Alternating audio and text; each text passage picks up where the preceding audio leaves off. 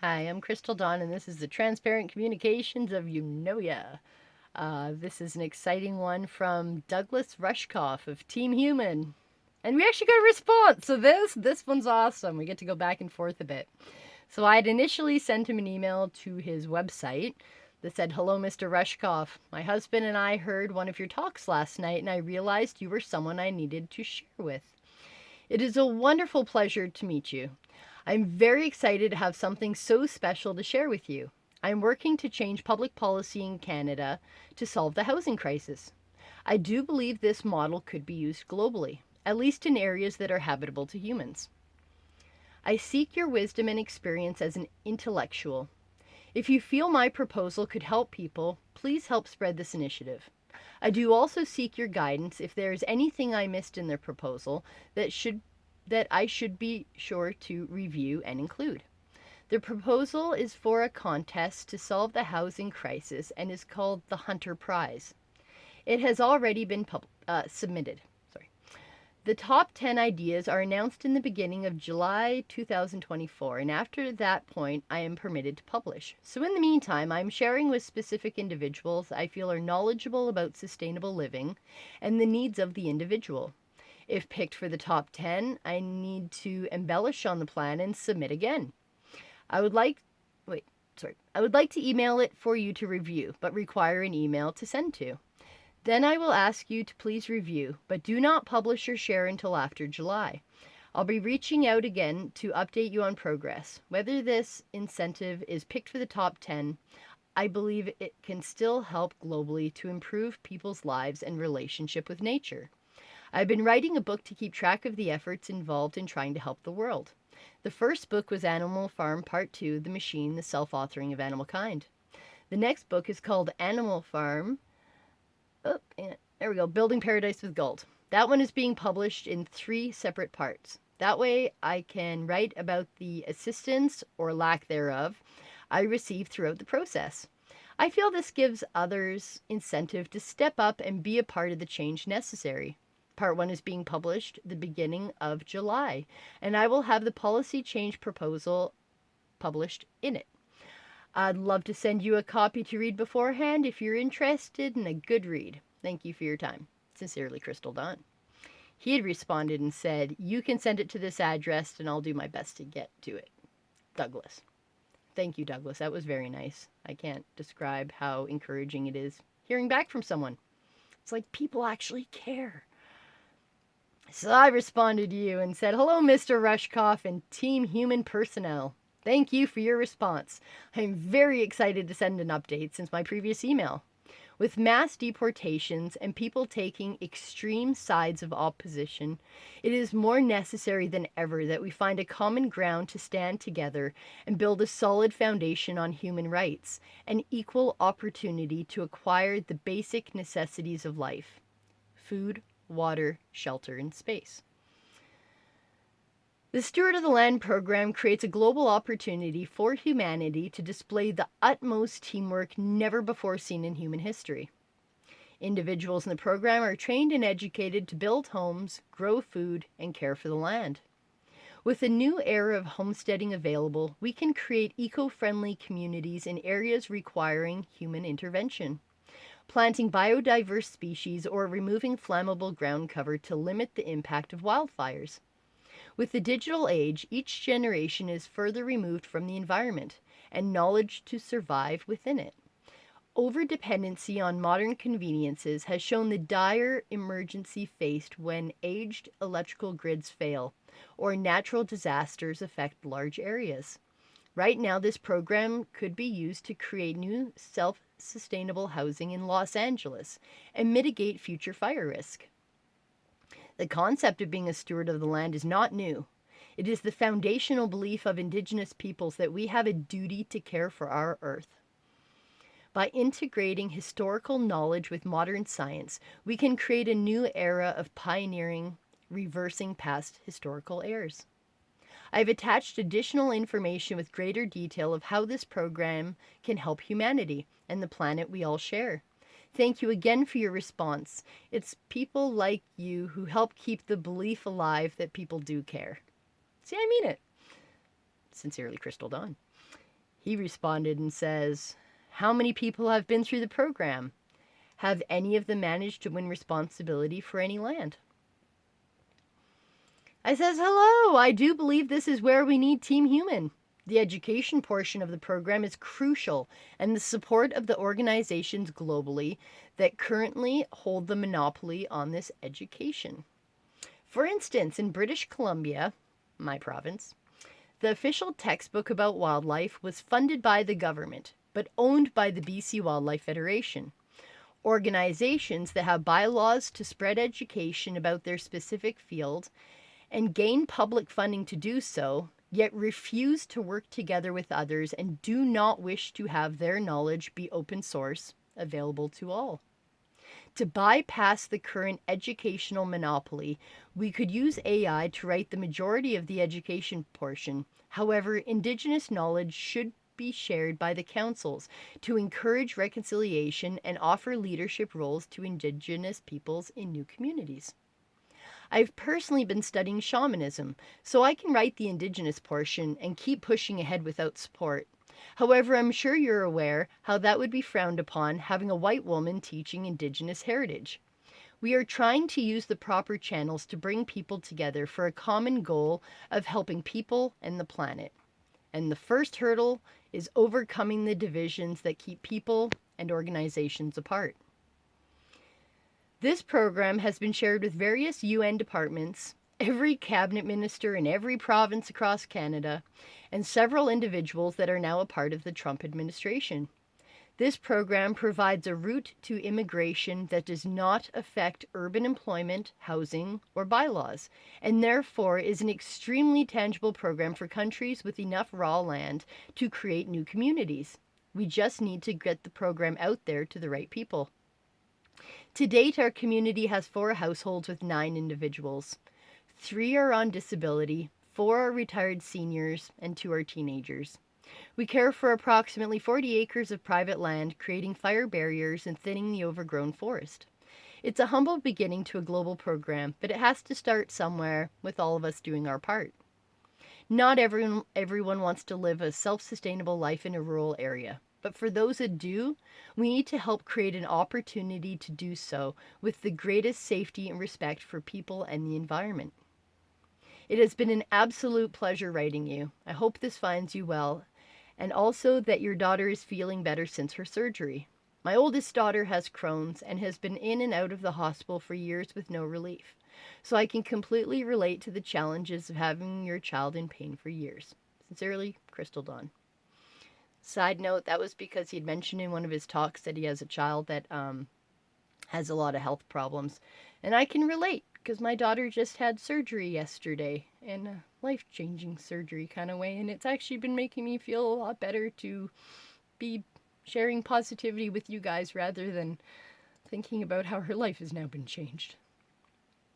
Anyway, so Douglas responds, "Well, Canada seems a little more friendly than the US for this, and yes, 4 households is a start, and it may be the appropriate size for your particular community. I have seen a little progress in Australia, where Indigenous wisdom and practices are a bit more accepted. I think almost anyone would love to live a sustainable life in a rural area, but there's not enough land for all the city people, I don't think."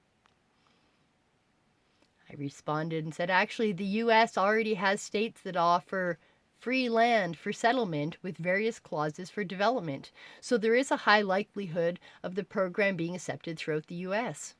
There are many reasons people choose and prefer to live in large urban centers, whether it be employment, investment in the housing market, higher education, a desire for a socially active nightlife, or a romanticized notion of a big city. There are many with a strong distaste for mosquitoes, wildlife, and camping. So sustainable life in a rural area is not for everyone. The demographic we are expecting to help with this opportunity is immigrants needing a home and job. Young people finishing school unsure what direction to take in life and needing to build life experience. Families seeking a slower, connected community life to raise their children. Individuals passionate about helping the planet and growing healthy food. activists scratching their heads trying to figure out what we can actually do to help. I believe the UN needs to be the guiding force on this program because I believe in what the UN stands for. Uniting of nations, working together. By creating a global movement to enable stewardship of the land, we are providing a new road for humanity of collaboration and hope.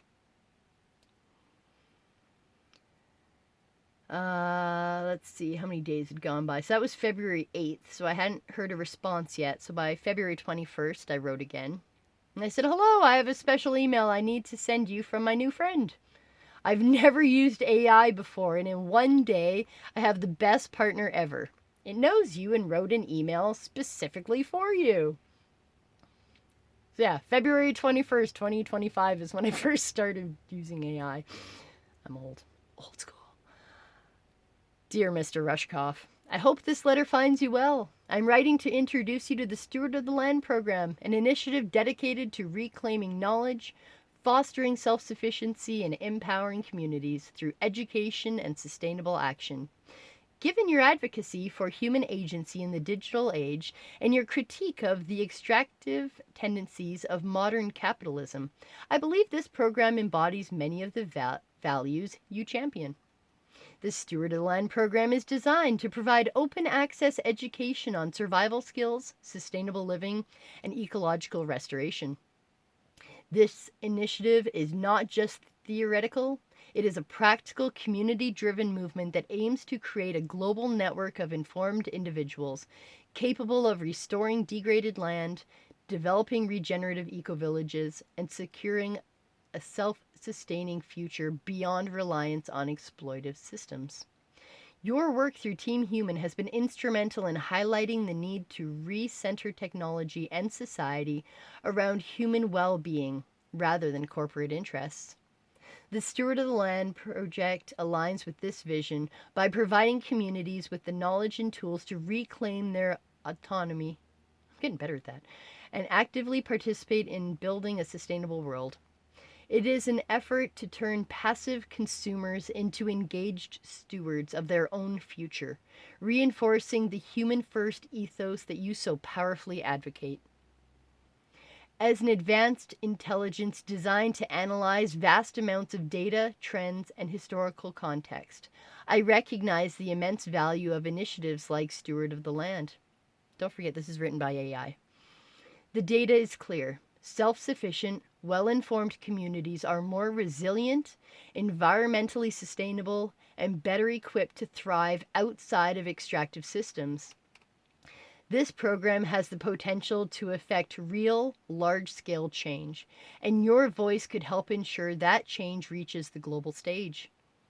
I encourage you to explore this initiative and consider how your expertise and influence might support its growth.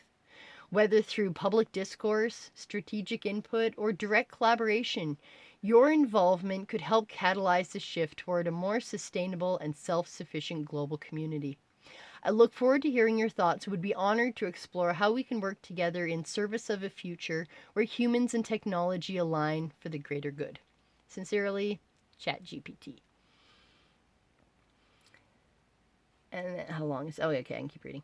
In one day, AI has already begun creating the Steward of the Land education program, written an outline for implementing global ecovillages, including a pilot project, and has created a marketing plan to have the 1% donate approximately 35% of their wealth to fund this program globally. Our entire world can change for the better, led by AI, and all we need to do is convince the world's billionaires and world's religions to contribute.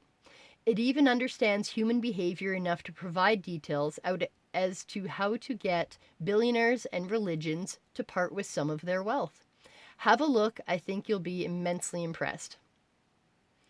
So this is a list of reasons that AI gave as to why the top 1% would be willing to help contribute. 1. Reputation and social status. People, especially billionaires and religious institutions, care about how they're perceived. If donating to global ecovillages became a high-status, prestigious act, something that made them look visionary, benevolent, and respected, they'd be more inclined to participate. 2. Fear of missing out. If a movement gains traction and high-profile figures start supporting it, others will feel pressured to join in or risk looking out of touch, greedy, or even obsolete. 3. Moral consistency. Religions already preach charity, and billionaires often claim to want to give back.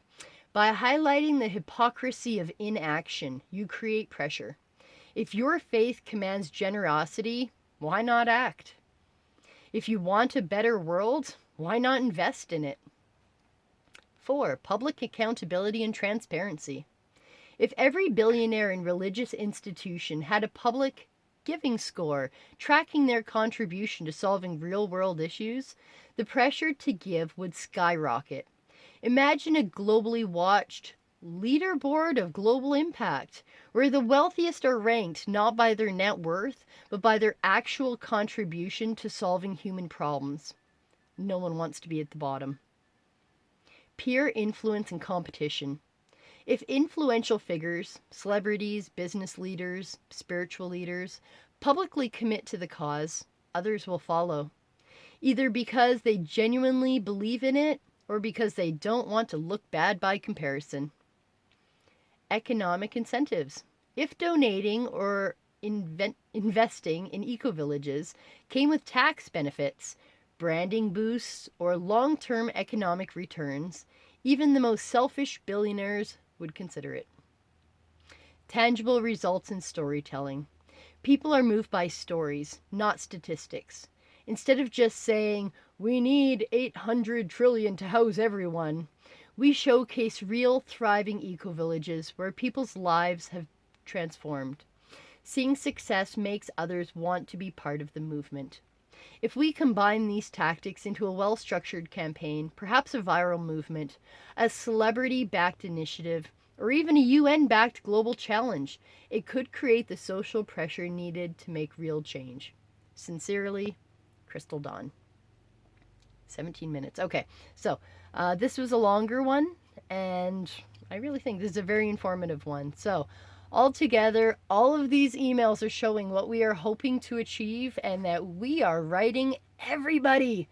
So if you haven't showed up yet on this list, it's coming. Okay. Thank you for your support and thank you for listening.